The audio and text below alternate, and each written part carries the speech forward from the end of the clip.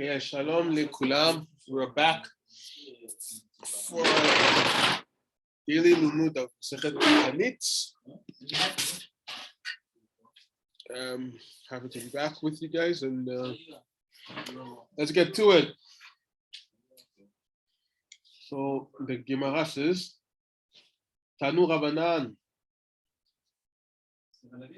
Yore b'Marcheshvan Yore b'Marcheshvan v'Malkosh b'Nisan. Ata Omer Yore b'Marcheshvan. So a Brata says that the Yore rain comes in Marcheshvan and the Malkosh comes in Nisan.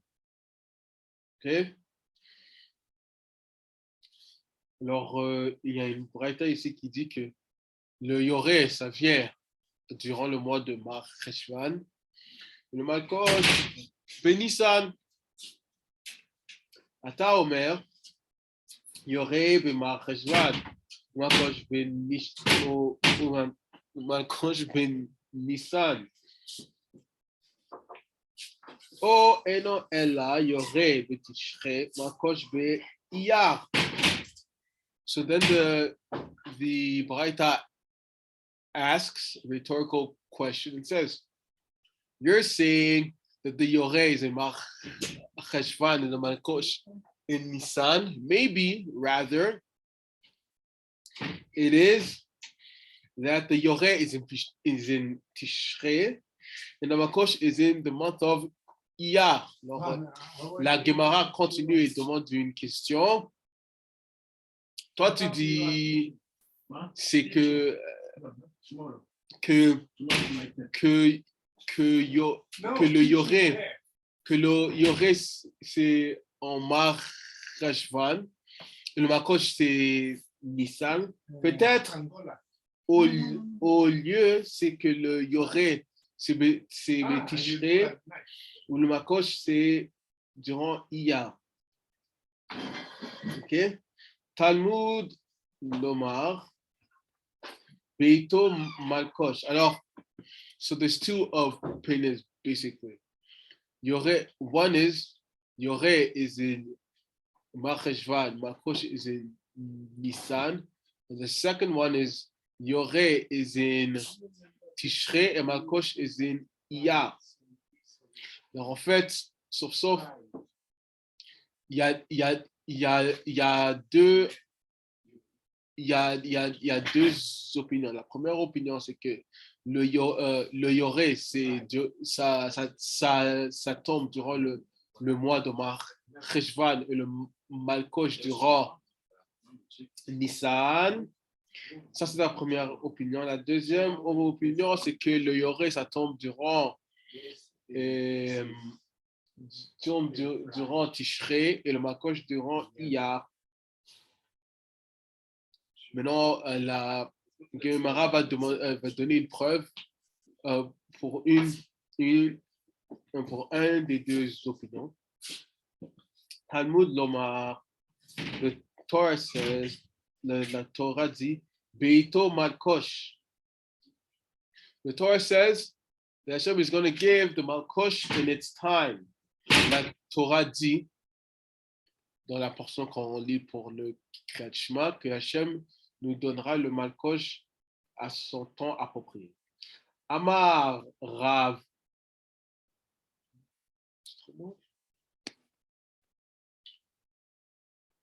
Okay. Amar Rav Nehilai Bar Idi. Amar Shmuel. Says Rav Nehilai Bar Idi. In the name of Shmuel. Alors dit le Rav Nehilai Bar Idi, au nom de Shmuel. Davar Shemal Kushiotehem.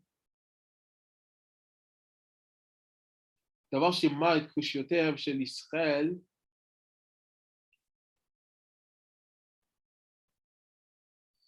Bébé Rabbi Ishmael Tana. Davar Shemimale Tevoa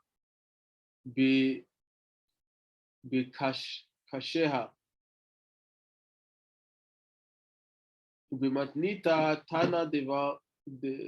תנא דבר שיורד על המלילות ועל הקשים.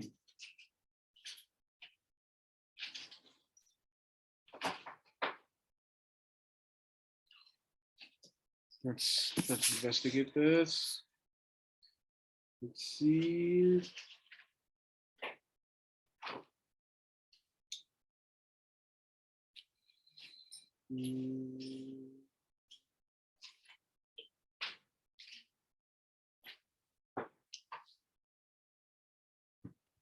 דבר שמה הקשתיהם של ישראל.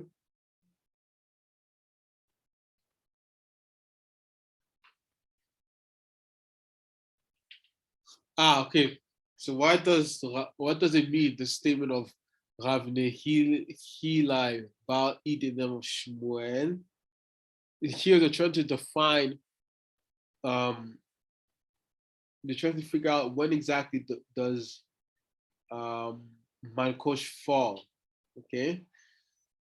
So as a way to find it, we're defining what exactly is Malkosh. So one definition by Rav Nehilai Idi is that Malkosh is a thing that circumcises the hardness, okay, of Yisrael. What does that mean? That means that when this type of rain doesn't fall, Am Yisrael does tshuva and takes upon itself fasting, and they give tzedakah. So it seems it's a very essential rain. So much so that when this rain doesn't fall, Am Yisrael realizes that we need to do teshuvah. Alors, qu'est-ce qu'il dit à ce point dans la Gemara, on est en train de chercher, de vouloir déterminer quand juste est-ce que le Malkosh et le Yoreh tombent. On commence par Malkosh.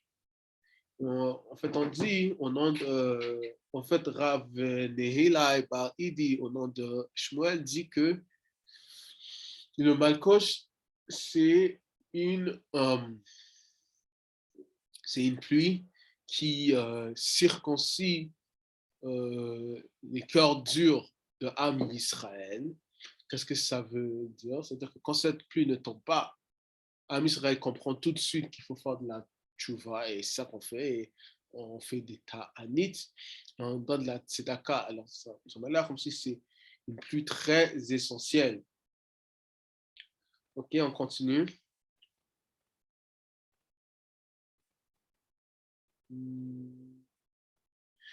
Devi Rav Shmuel Tana, and the school of Rav Yishmael says concerning Malkosh, la yeshiva dans la yeshiva de Rabbi Yishmael, il est enseigné Davar shememale tevoa bekasheha ou bekasheha.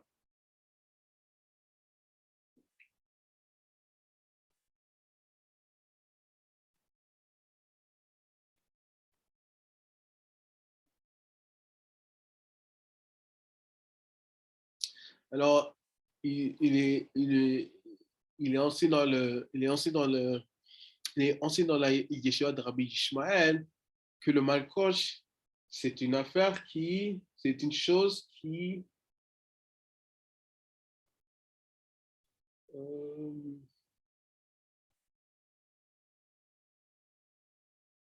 remplit les graines, Bekashéa, remplit les graines avec de la paille.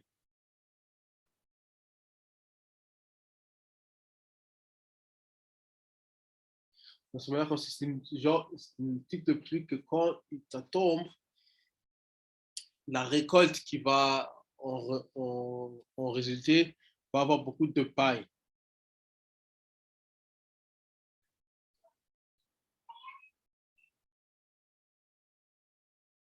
So the school of Rabbi Yishmael says that what's Malkosh? It's a type of rain that, as a result of the rain, the harvest that's going to be produced from it is going to be a harvest where the grain, the sheaves of grain, are going to have a lot of straw. B'madnita Tana, and in a certain Mishnah, it is taught concerning Malkosh, et dans une certaine Mishnah, il est écrit concernant le Malkosh. D'abord, c'est Yored al Hamelilot al Akashim.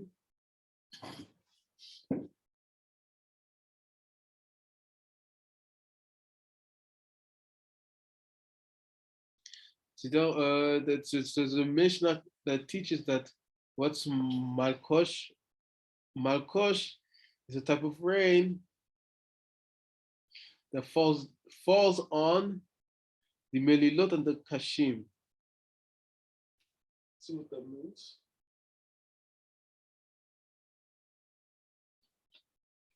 Let's see.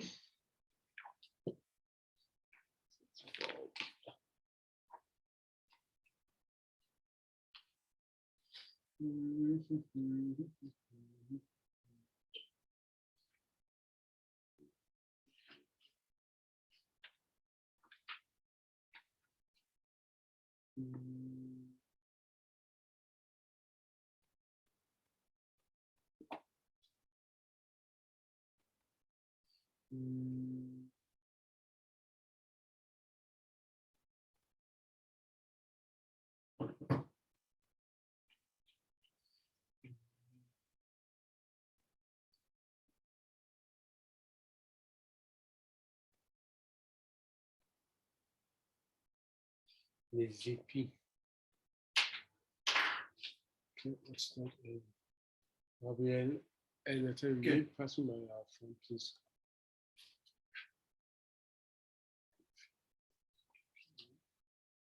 Sorry, I'm just checking out definitions here.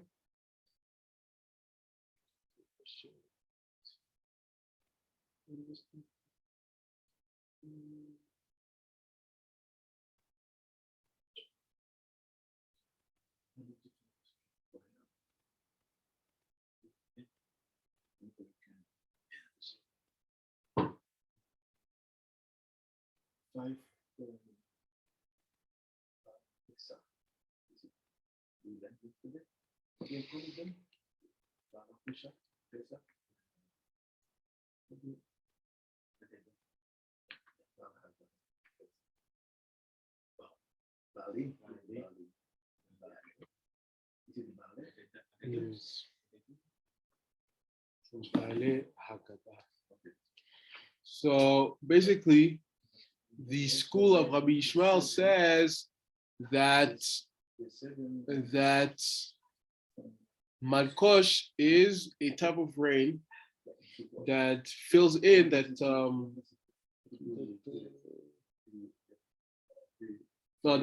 that falls on the ears of grain, on the cash and on the straw. Alors, dans la Yeshiva de Rabbi Yishmael, il est enseigné que le Malkosh est un type de un type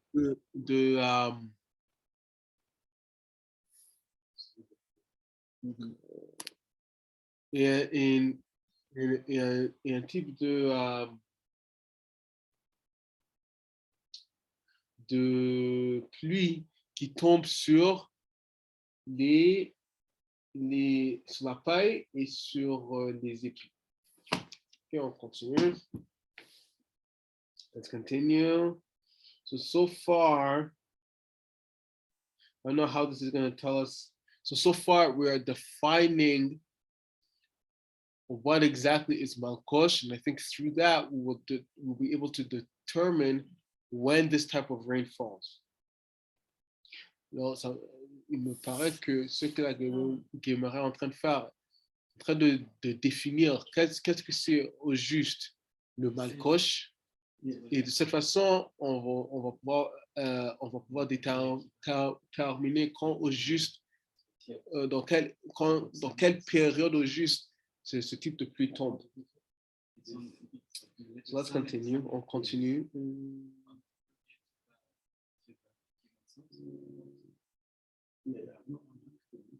Tanu Rabanan, it started in a Braita.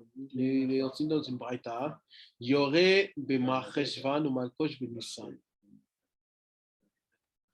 So it started in a Braita. The Yoré is in Marcheshvan. Malkosh is in Nissan. Alors, il est enseigné dans une Braita que le Yoré, c'est dans Marcheshvan et le Malkosh, c'est dans Nissan.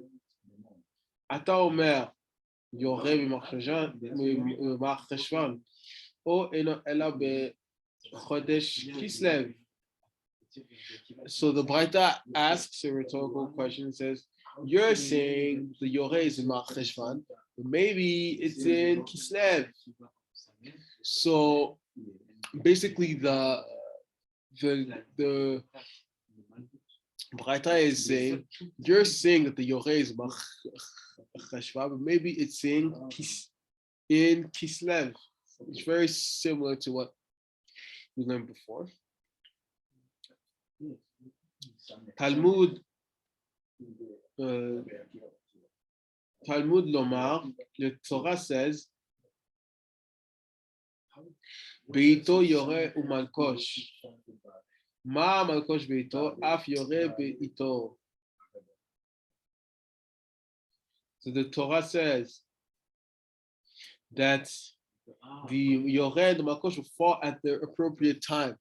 La Torah nous indique que le Yoreh et le malkosh, deux types de pluie, vont tomber exactement à leur période appropriée. Alors, et la Braita continue, juste comme le malkosh va tomber exactement au bon temps, de la même façon pour le Yoreh.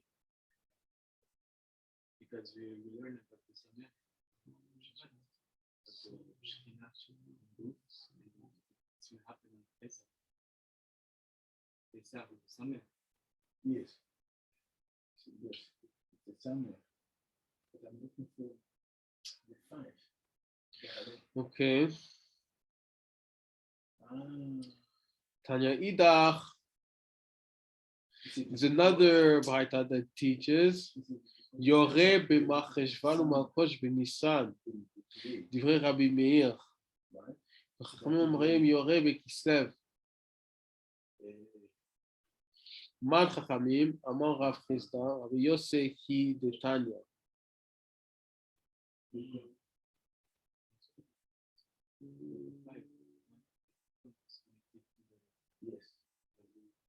Sorry. So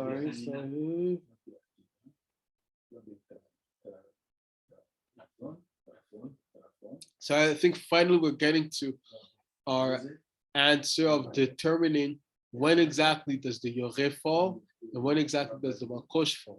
Alors, il me semble qu'on arrive maintenant finalement à notre réponse de quand juste est-ce que le Yoreh tombe et quand juste est-ce que le Malkosh tombe. Yes.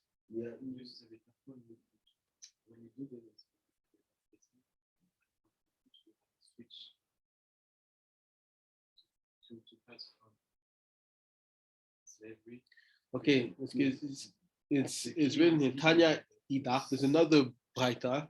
Il y a une autre Braita qui enseigne Yoreh b'Marcheshvan, que le Yoreh tombe durant le mois de Marcheshvan et le Malkosh durant le mois de Nissan. There's another Braita that says that the Yoreh falls in Marcheshvan and the Malkosh in Nissan. This is just Tafon, not the fight. I don't know why. Divrei Rabbi Meir. This is the opinion. These are the words of Rabbi Meir. Là, il y a une Braita qui nous enseigne que le Yoreh tombe durant Marcheshvan, le Malkosh durant Nissan, selon l'opinion de Rabbi Meir. The Chachamim omreim, and the Chachamim say, Chachamim disent, Yoreh b'Kislev. They say that the Yoreh falls in Kislev. They say that the Yoreh falls in Kislev. So according to the Chachamim, just to let us know. The Yoreh is in Kislev. The Malkosh would be in Nissan. About Tarafon. Ok. Alors, d'après les Chachamim, le Yoreh c'est durant Kislev et le Malkosh durant Nissan. Amar Rav Chizda Man Chachamim. Who are the Chachamim going like? According to whose opinion? Amar Rav Chizda. Alors, qui est-ce que les... Alors, selon quelle opinion est-ce que les... Quelle opinion est-ce que les Chachamim suivent? Alors, Rav Chizda dit, selon Rav Chizda, Rav Chizda says, Rabbi Yosef de Tanya. This is like Rabbi Yosef. Les Chachamim disent que cette Mishnah va selon l'opinion de Rav, que les Chachamim suivent l'opinion de Rav Chizda.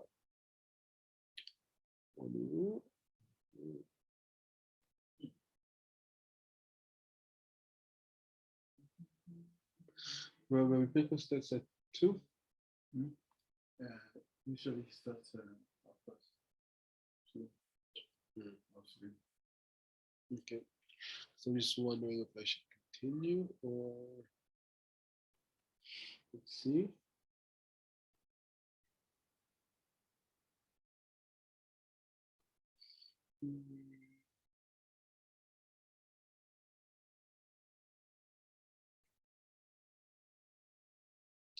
I want to find out. This is starting a whole new sugya. Not super new, but I'll find a good place to start for tomorrow. Maybe we'll stop here for shots.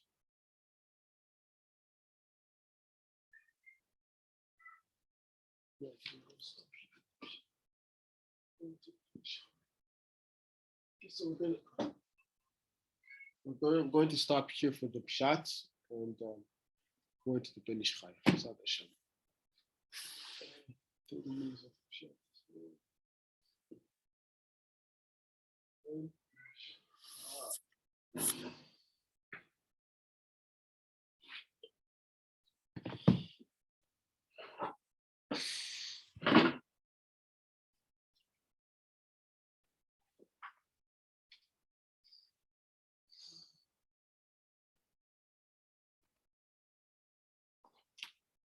I'm just gonna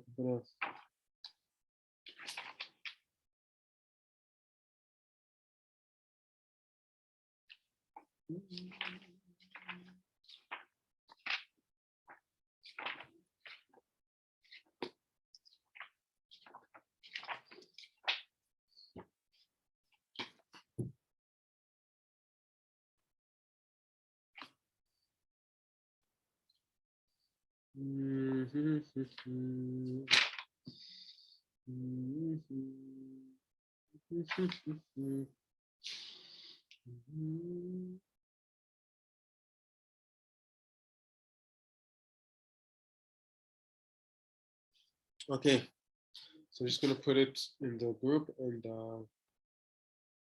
we'll continue.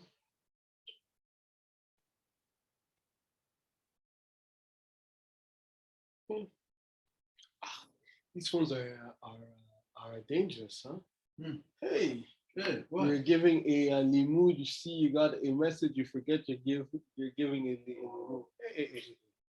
I'm telling you. God save us, please. I'm telling you. It's wrong. You will end up having a phone, and they should reporting that you were in a bathroom. Yeah. And then they're already watching us through our phones. Yes. Yeah. God save us, please. I'm trying to be a good boy in this life. Okay. Rabbinit Emouna, est-ce que tu as compris ou est-ce que tu voudrais une explication avant qu'on passe au... Non, ça va. De toute façon, je vais réécouter. D'accord. Là, on passe au Sod. C'est un peu plus intéressant, je te promets. Alors, je reprends la photo, puis on commence. Excusez-moi. Je reprends la photo.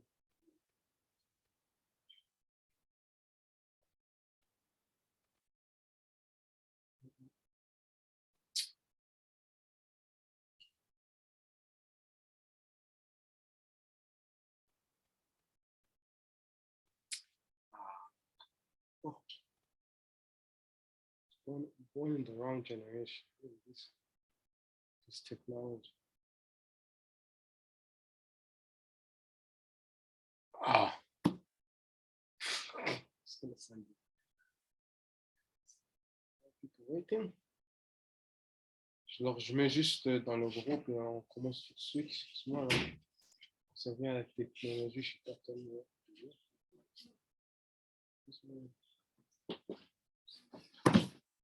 Ah, Didito. Comment j'ai su que c'était toi? Je n'ai même pas regardé.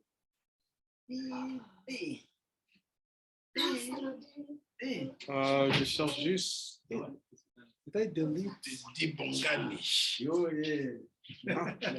Rabbi Pinchas, est-ce que j'ai delete? Did I delete? Non, excusez-moi, Rabbi, je cherche juste à t'envoyer l'image, mais j'ai un problème là. Tu veux manger des pâtes? J'ai un problème.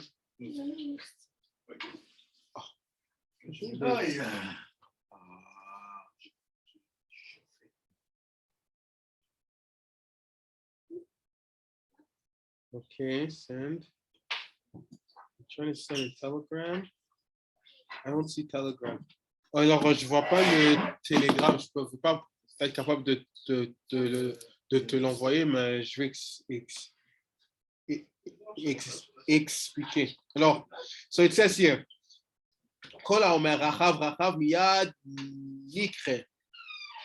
So it says, all those who say Rachav, right? Who was Rachav? She was a prostitute from the time of Yehoshua bin Nun.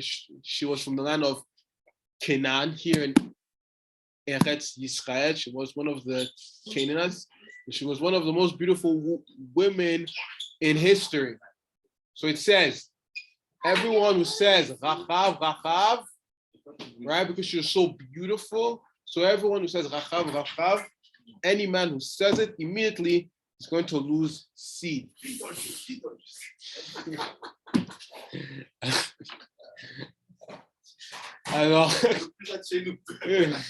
Alors, il est écrit ici dans la Gemara que tous ceux qui disent Rachav, directement ils vont perdre du Zera. Rachav, c'était une prostituée du temps qui a vécu durant le temps de Yehoshua ben Nun et c'était une femme très, très, très belle. Alors, directement, si tu disais son nom et tu savais à quoi elle ressemblait, directement, tu ferais du Zera les Vatala Chas V'Shalom. Makshim, Lemai, Nafkamina, Ashma'ina, Davarze. So there's a challenge here of questions we can pose. Why are we even talking about this right now? Why is it this important for us to know? Alors ici, le Ben Israël demande sur cette citation de la Gemara, pourquoi au juste est-ce que la Gemara vient nous apprendre ça? Ok? Ça nous sert à quoi? On ne vit plus durant cette période-là. Elle est déjà partie au Olam Haba. Alors pourquoi il est important qu'on connaisse ça? Ma de Hava. Ce qui s'est passé, c'est déjà passé. C'est plus important pour aujourd'hui parce que cette personne n'existe même plus. Okay, so basically he's saying what's the point of talking about this? Rachav is gone.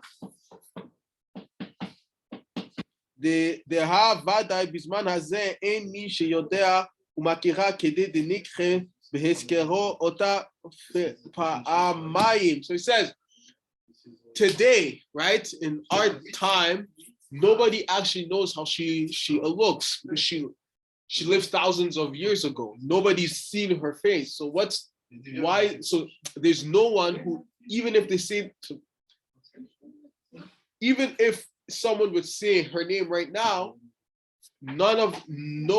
nobody would come to do zera levatala. So there's no danger in saying her name. So why teach us this today? Il renforce la kushia et il dit en fait, comme personne aujourd'hui ne sait pas à quoi elle ressemblait, ça ne sert à rien de nous apprendre ça, parce que même si moi, aujourd'hui, je dis Rachav, je ne vais pas perdre du Zera parce que je ne la connais pas, je ne l'ai jamais vue. Venira li besiad de Shemaya, deba lelamdenu haskarat Hashem pamaim hu derech chiba. ולכן צריך שיעזר האדם באשת איש דילמה שיודע ומכירה שלא יזכיר שמה פעמיים. Listen. Leave this. But this is something that you want to know. So he says, basically saying, the Gemara said, if you say Rachav, you know who she is. If you say Rachav twice, and you know what she looks like, you're going to do Zira Levatala for sure. Oh. Okay? So that's why you should not say Rachav. But the Ben Ishtai asks a very good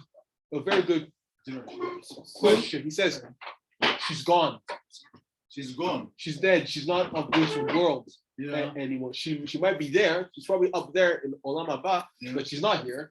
Yeah. So why teach us this? Yeah. There's no danger in saying her name because nobody today knows what she actually looked like. No one has actually seen her.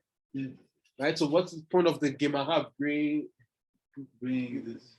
It says, like, they're bringing this to teach us something else. Yes, it's true that if you say her name and you know what she looks like, you will have Zera Levatala. But why are they still bringing this today? Is to teach us something else. To be careful about another man's wife. Why? Because if you have met another man's wife and you know her and know what she looks like, if you say her name twice, it's why? What does that cause? That causes connection. A hug. It's saying a woman's name causes an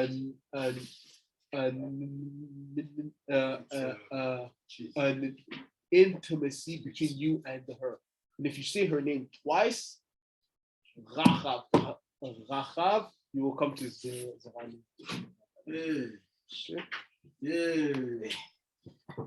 Rabbi, j'ai une question, s'il vous plaît. Oui. Et vous avez dit que la Gemara dit tout homme qui...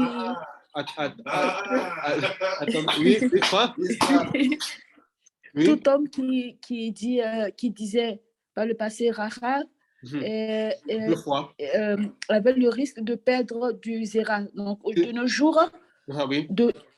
jours, un homme qui regarde une femme, même s'il ne dit pas ce même nom arabe, ça se rapproche de ce que les hommes faisaient avant. Donc automatiquement, il y a aussi un risque de perdre du Zera aussi ou pas? Non, c'est pas ça exactement. Qu'est-ce qu'il est en train de dire? Attends, je veux juste... Be careful. Never ask a man about what his wife is, what's her name. I don't want to know her name. Not her first name, not her last name, not her name. Oh, you like this. Talk to my wife. Leave me alone.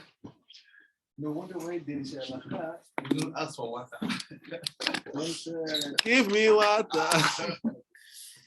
non, en fait, c'est comme ça. Il dit que pourquoi est-ce que quand un homme disait Rachav 2 fois, il parlait du Zera dans le passé, c'est parce que s'il avait déjà vu, il savait à quoi elle ressemblait, en disant son nom, ça allait créer une connexion entre lui et elle, ça allait créer une forme d'intimité et directement, parce qu'il la connaît, il a déjà vu, il allait perdre du Zera. Maintenant, de nos jours, si un homme connaît le nom d'une femme, je veux dire, par exemple, d'une femme mariée, et il sait à quoi elle ressemble, et il dit son nom 2 fois, en prononçant son nom, il crée une forme d'intimité entre eux, et s'il dit son nom 2 fois de suite, il va directement, il va avoir l'image d'elle dans ses pensées. Cette image va créer un ribour, une connexion, et il perdra du zéro. Est-ce que ça répond à... Oui, oui, tout à fait. Merci, Rabbi. Merci. Est-ce qu'une femme dit 2 fois le nom d'un homme, ça fait la même chose? Alors, Rabbi Pinchas me demande de te demander, est-ce que si peut-être ta question c'était que si une femme dit le nom d'un homme 2 fois, est-ce que ça va causer la même chose? Est-ce que c'était ça ta question? Oui. Non, pas tout à fait, mais oui, je voulais aussi poser cette question si c'est l'inverse, si c'est une femme, est-ce que ça... Mais je pense que oui. Je pense que Oui, ça peut alors créer cette connexion. il dit oui, en fait, ça fait D'accord, d'accord. Merci, Rabbi. D'accord. Attention quand t'es là-bas. Mm. Dans les conversations. Je m'appelle Rabbi. Ne demande pas mon nom. Ok. Venira libesiate de Shemaya, de Balelamdenu, Haskarat Hashem, Pamaim, Hu, Derech Riba. Il dit que cette Gemara vient nous enseigner que prononcer le nom de quelqu'un que tu connais, en fait, qu'est-ce que ça fait? Ça crée un chibour, ça crée une connexion, ça crée une intimité entre toi et la personne et la personne que Quand tu dis 2 fois. Ouais, quand tu dis 2 fois. Okay? So basically, the Ben Ishai is explaining. Maria. I knew there's a code. I knew there's a code. So basically, the Ben Ishai is saying that mentioning a person's name twice creates closeness between you and them. ולכן צריך שיזהר האדם באשת איש דעלמא שיודע ומכירה שלא יזכיר שמה פעמיים. So therefore a man should be careful with another man's wife, that if he knows her and he's seen her, to never say her name twice. Okay, דזה הווה דרך החיבה, because that will automatically cause an intimacy, a connection between you and her. It's for what I'm understanding from this is that even if a man, when he first met her, didn't feel anything from her, she's fat, she's too thin, she's too tall, she's too short, saying her name twice will cause him to see her in a different view. So basically, even if before he felt nothing, just by saying her name twice and he knows what she looks like, that causes him to see her differently and to start having feelings. Alors, en fait, le Ben Ishai nous enseigne ici. Which guy? Oh, that's Fred to talk too much. What did you say? Oh, wait, what? Repeat? What? I forbid you to come in my house. What did I do? I I just forbid you. Alors, le Ben Ishra nous enseigne qu'en fait, un homme doit faire 13 et aussi, bien sûr, une femme, selon Rabbi Pinchas, doit faire très attention de ne pas prononcer le nom de la femme de quelqu'un d'autre 2 fois. Parce qu'en fait, qu'est-ce que ça va faire? Ça va créer de l'attraction pour elle. Ve'ika dechasha shpen igit orer bekirbo eze hiror me'at. So basically, he's saying the same thing that we've been saying over and over. Why are we so strict? Because we're saying maybe by saying her name, feelings are going to start to stir in his heart. Okay? Alors, c'est pourquoi la Gemara nous enseigne ça encore, juste pour encore renforcer le point. C'est parce que quand tu prononces le nom de quelqu'un, ça crée une connexion entre toi et la personne. Même si la personne n'est pas là, mais tu connais le visage, ça réveille des sentiments pour cette personne. Alors, il faut faire très, très, très attention. Yes. Mais Zerbi, celui qui fait ça, c'est une sorte d'Avodazara, celui qui regarde la femme de son ami et qui dit son nom dans l'intention de, c'est une sorte d'Avodazara aussi, ça. Bien sûr, ouais. Bien sûr, c'est du Gilo à Rayot, mais je pense que ici, il parle même de quelqu'un qui n'a même pas cette intention là. Il ne veut pas cette femme. Il sait que c'est Assour. Il se tient très loin de ça, mais il ne connaît pas cette Gemara là. Alors peut-être, en parlant de cette femme, peut-être il était chez son pote pour Shabbat. Okay, et il parle de qu'est-ce qui s'est passé ce Shabbat-là, et il mentionne la femme de son ami, ok? Mais s'il ne connaît pas cette Gemara-là, il va dire le nom de cette femme 2 fois. Après, sous 2 fois ou plus, même, minimum 2 fois, soudainement, après qu'il a raconté l'histoire, il se rend compte qu'il commence à penser à cette femme-là et il ne sait pas pour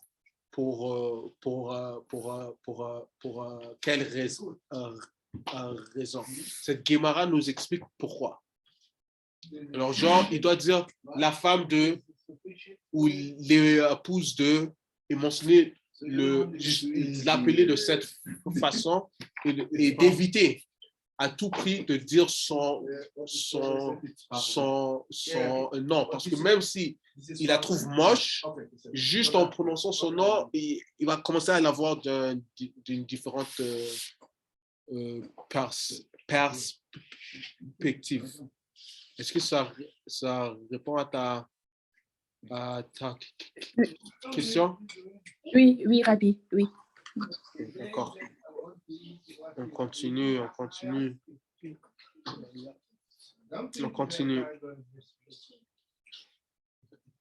Et c'est ça. Ok. Ou comment chez des rachou des algues, c'est quoi zaïl? Ah, ok.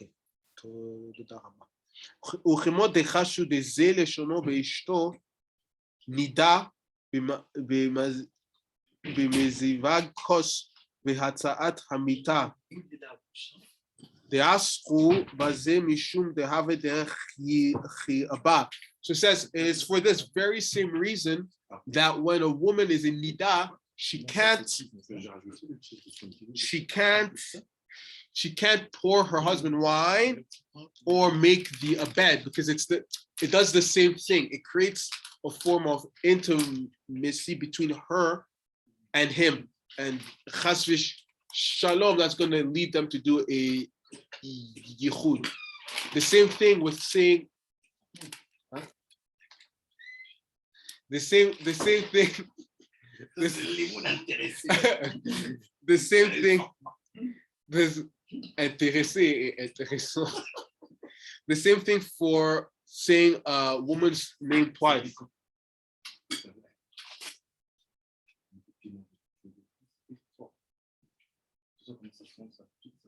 So, alors, il a dit, c'est pour cette même raison que quand une femme est dans sa période de Nida, elle n'a pas droit de verser du vin pour son mari et elle n'a pas droit de faire son lit. Parce qu'en faisant ça, elle crée de l'intimité entre les deux. Ça pourrait amener à un yichud dans une période où ils n'ont pas droit d'être en yichud. Alors, c'est le même mécanisme qui fonctionne pour le mention du nom deux fois. OK? V'yika beze chashash kitoerot ta'ava. Parce qu'on a peur qu'en faisant ça, ça va réveiller le désir. Pour cette raison, il faut faire très attention entre relations homme-femme, d'éviter toute chose qui va réveiller des désirs. Alors, genre, quand un homme interagit avec une femme interagit avec un homme, si ce n'est pas sa femme, okay, ou ce n'est pas son époux, il faut faire très attention à comment on interagit, parce que même si le mention du nom, ça peut réveiller des sentiments à la fois très. Il faut vraiment être très. Il faut faire très attention à comment une femme parle à un homme et un homme parle à une femme si c'est pas son épouse, parce qu'ils peuvent très facilement réveiller un désir entre eux. So basically, the Ben Ishrai is saying, what I can understand from this, that in an interaction between a man and a woman who's not his wife, he has to be very careful how he speaks to her, how he looks at her, his facial expressions, because basically he can very easily, or she can very easily wake up desire, right? And that's basically, because it's very, very hot, I think we're going to stop here for today and take it up tomorrow. Yes, donc on va finir ici pour aujourd'hui, parce que c'est un très très chaud. On va finir ici pour aujourd'hui et j'espère vous voir tous demain.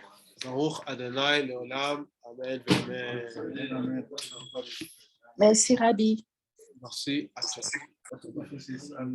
What if he says